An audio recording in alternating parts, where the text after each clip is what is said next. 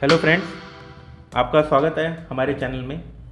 जैसे कि हम रोज़ आपको एक नया घरेलू नुस्खा बताते हैं, आज हम आपको बताएंगे हिचकी को दूर करने के लिए एक आसान सा घरेलू उपाय। दोस्तों, लोगों में अक्सर हिचकी की समस्या पाई जाती है, जिसका मुख्य कारण पाचन शक्ति का कमज़ोर होना होता है।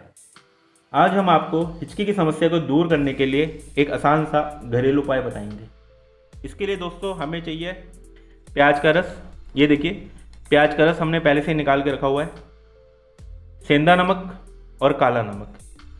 जैसे कि आप जानते हैं, सेंधा नमक और काला नमक ईजिली हमारी किचन में अवेलेबल होता है।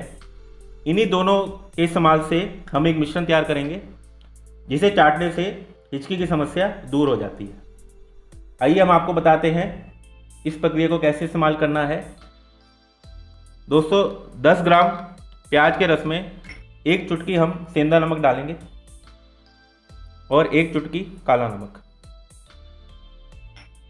अब आप इसे अच्छे से मिला लें।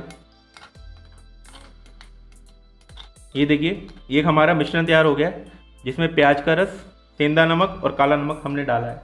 दोस्तों, अब इस मिश्रण को थोड़ा थोड़ा करके आपको चाटना है और इसी से आपकी हिचकी आना बंद हो जाती है। इसे आपको दिन में 1 से 2 बार इस्तेमाल करना है और इसका कोई भी साइड इफेक्ट नहीं है।